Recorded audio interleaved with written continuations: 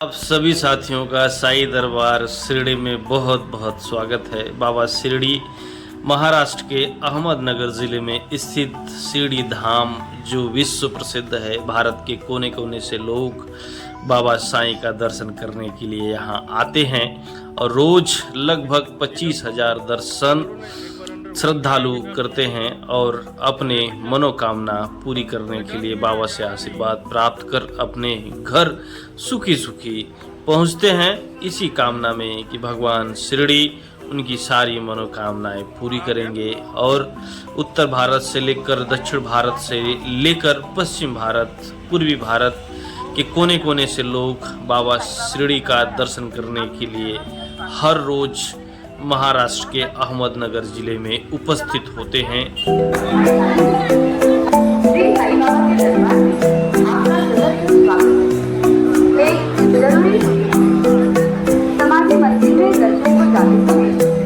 आप mobile phone और camera संस्थान के लॉकर में रखने की चिंता करें और भीड़ में हर एक आपसे ये नम्र आग्रह है कि अपनी अपनी पॉकेट, जेब, पैसा और जरूरी जैसा कि आपने रेडियो पर उद्घोष सुना, मोबाइल फ़ोन लेकर जाना शिरडी दरबार में अलाउ नहीं है।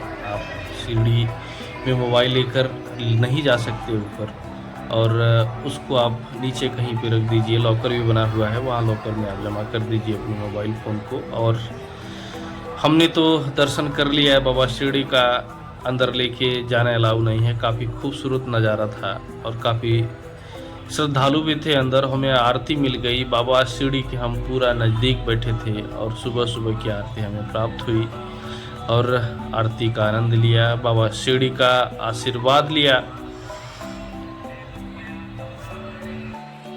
शिरडी दरबार आने के लिए देश के कोने कोने से ट्रेवलिंग की व्यवस्था है। आप आसानी से बस के जरिए, ट्रेन के जरिए आप शिरडी अहमदनगर आ सकते हैं और बाबा का दर्शन कर सकते हैं।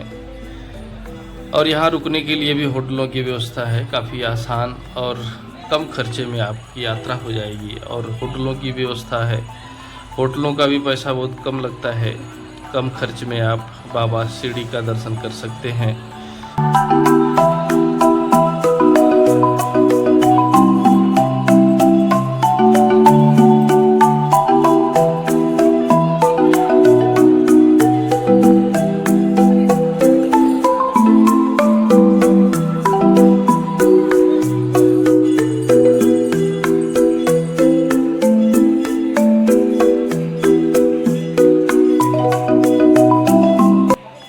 शिरडी प्रांगण में ही भगवान श्री हनुमान की काफ़ी खूबसूरत मूर्ति है, जिसकी पूजा अर्चना चालू है, जिसकी पूजा अर्चना हो रही है, वह भी आप देखिए।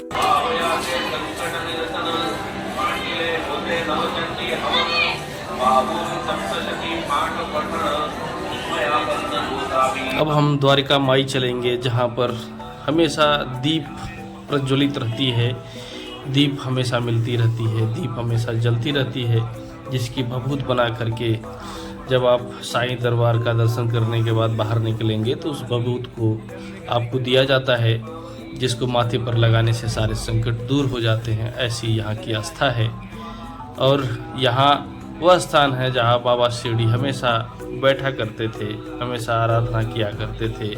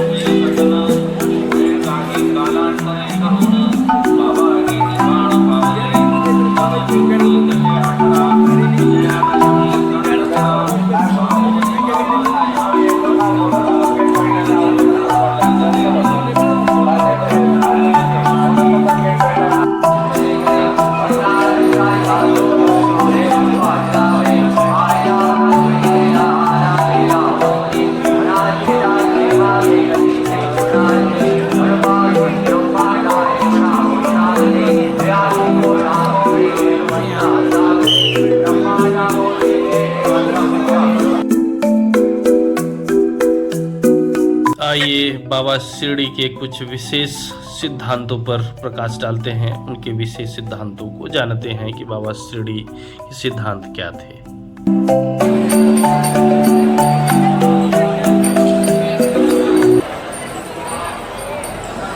कुछ लोग मानते हैं कि उनका जन्म 27 सितंबर 1838 को तत्कालीन आंध्र प्रदेश के पथरीगांव में हुआ और उनकी मृत्यु 28 सितंबर 1918 को शिरडी में हुई। ज़्यादातर जगह पर लिखा मिलता है कि सन 1854 में पहली बार बाबा शिरडी में देखे गए, तब वे किशोरावस्था में थे।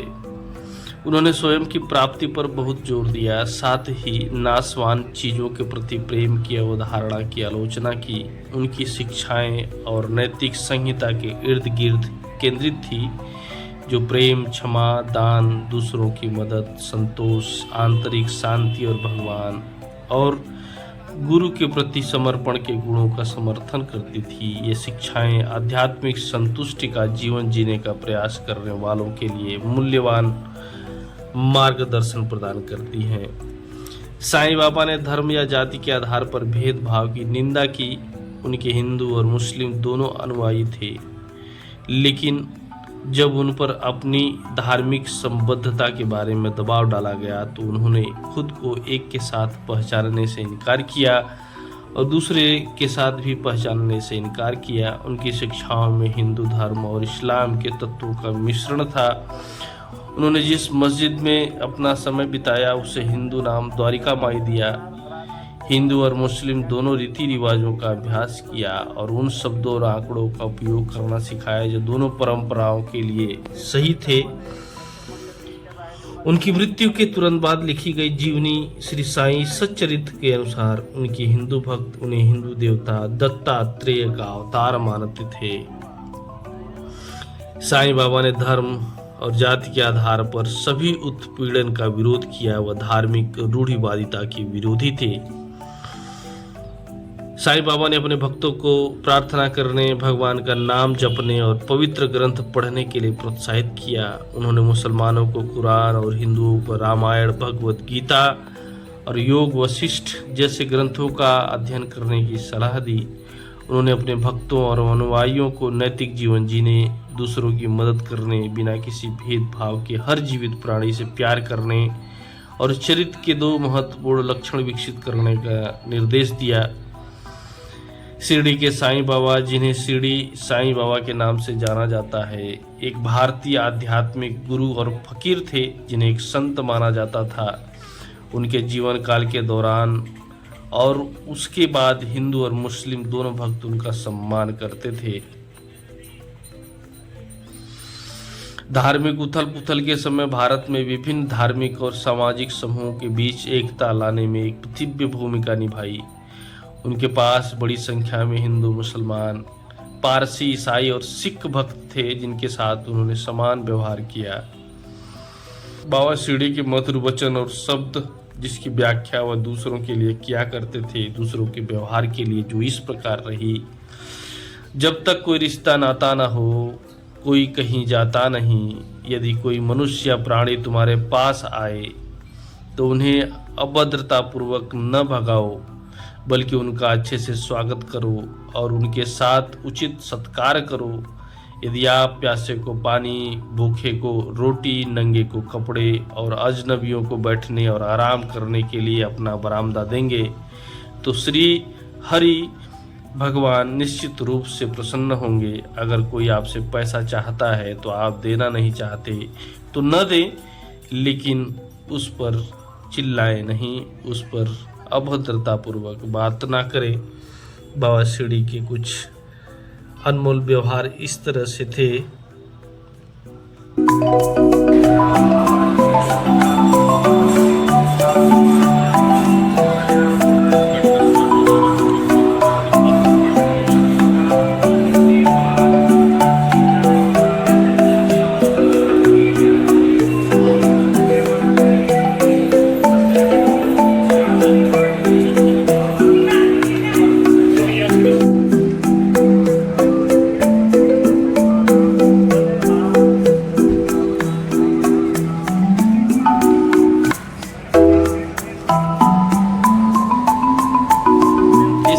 बाबा शिरडी दर्शन यात्रा पूरी हुई।